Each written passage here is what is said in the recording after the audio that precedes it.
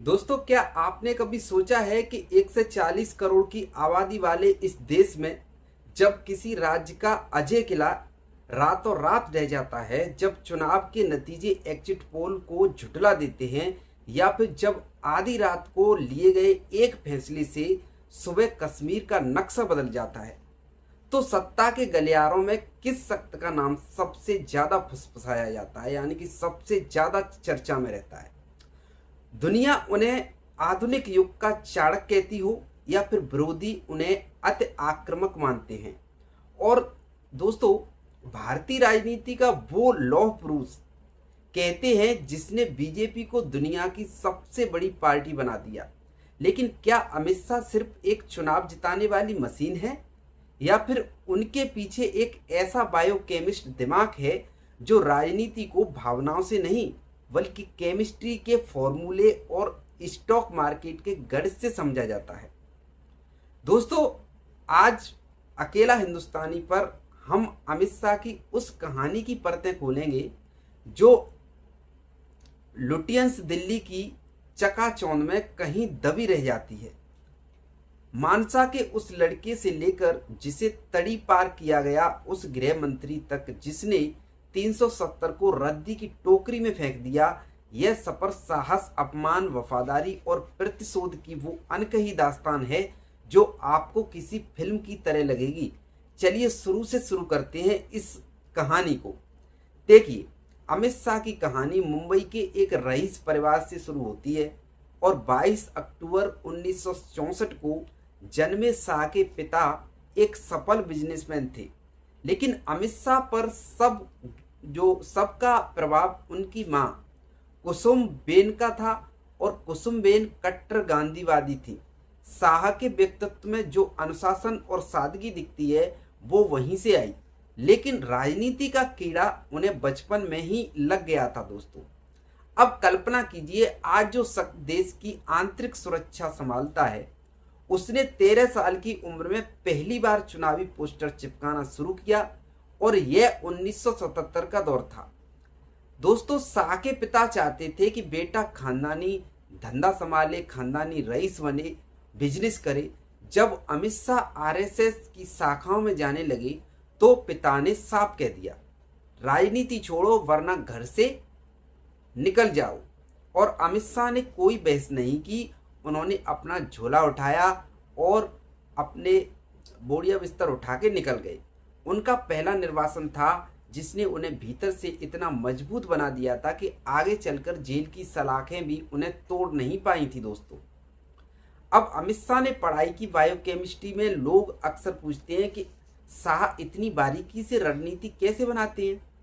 तो दोस्तों, एक बायोकेमिस्ट किसी भी समस्या को सेलुलर कोशिकीय लेवल पर जाकर हल करता है, और अमित शाह ने राजनीति में भी यही किया है। उन्होंने बूथ मैनेजमेंट को एक विज्ञान बना दिया है।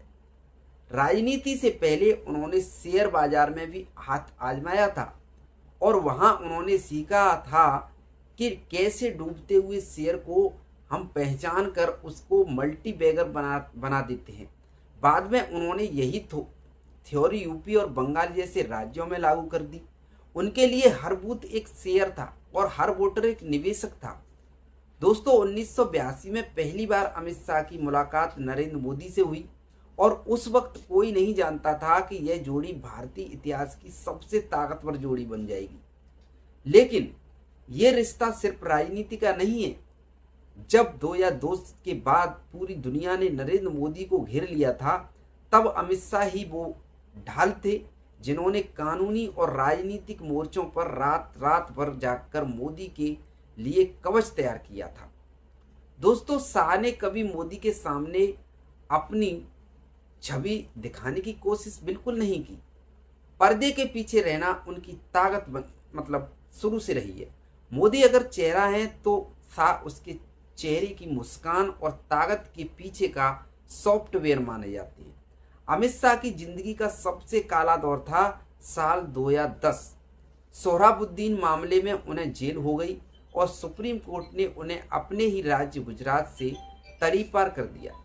जरा सोचिए, एक प्रभावशाली मंत्री को अचानक अपराधी की तरह अपने ही राज्य से बाहर कर दिया जाए, उस वक्त विरोधियों ने जश्न तो मनाया।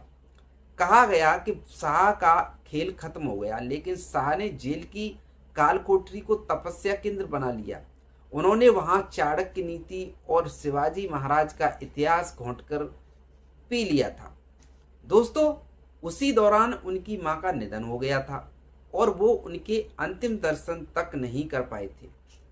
इस दर्द ने शाह को पत्थर की तरह कठोर बना दिया था, बहुत मजबूत बना दिया था। उन्होंने दिल्ली के गुजरात भवन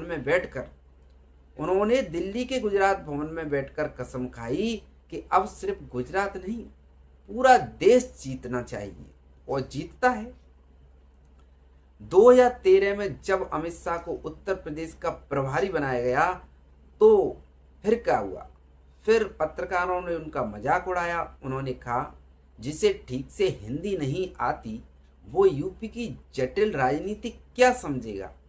लेकिन शाह ने वहां जाकर भाषण नहीं दिए, बल्कि पन्ना प्रमुख की फौज खड़ी कर दी। 1.5 लाख कार्यकर्ताओं का ऐसा नेटवर्क जो सीधे शाह के कंट्रोल रूम से जुड़ा हुआ था। दोस्तों, परिणाम क्या हुआ? 2014 में 80 में से 73 सीटें।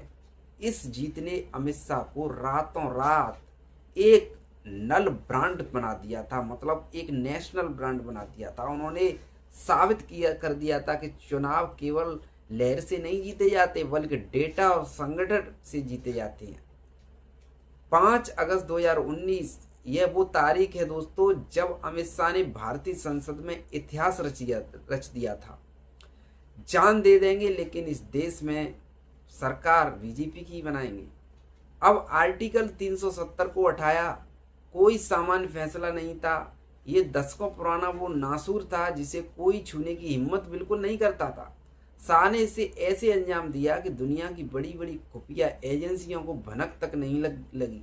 लेकिन कश्मीर में शांति के साथ 370 का खात्मा शाह की प्रशासनिक क्षमता का सबसे बड़ा प्रमाण था, सबसे बड़ा। दोस्तों, इसके बाद राम मंदिर के फैसले के दौरान देश में शांति बनाए रखना और पूर्वोत्तर में उग्रवाद को खत्म कर शांति समझौते करना, ये सब अमित शाह के उस विजन का हिस्सा है जिसे वो न्यू इंडिया कहते हैं। ठीक है ना? और देखिए, यहाँ हम निष्पक्ष बात करते हैं दोस्तों।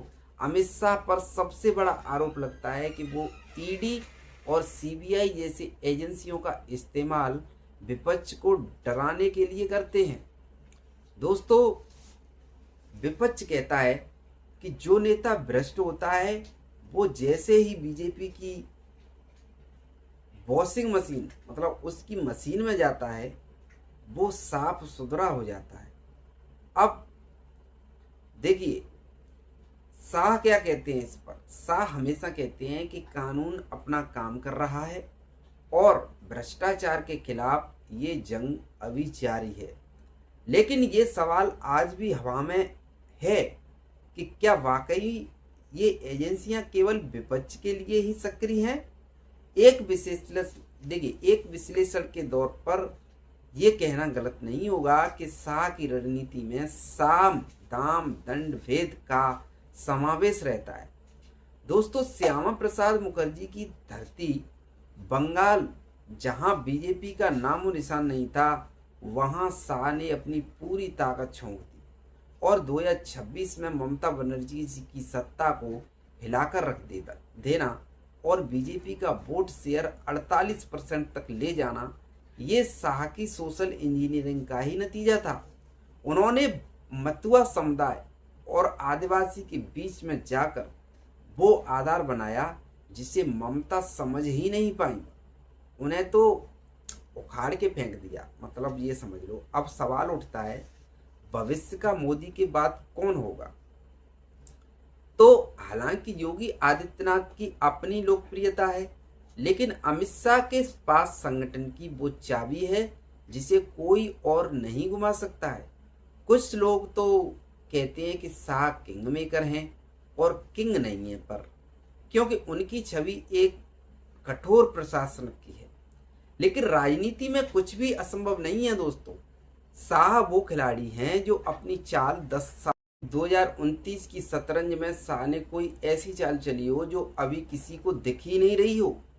तो दोस्तों, ये भी अमित शाह की वो कहानी जिसे आप पसंद करें या फिर नापसंद करें, लेकिन नज़रअंदाज बिल्कुल नहीं कर सकते।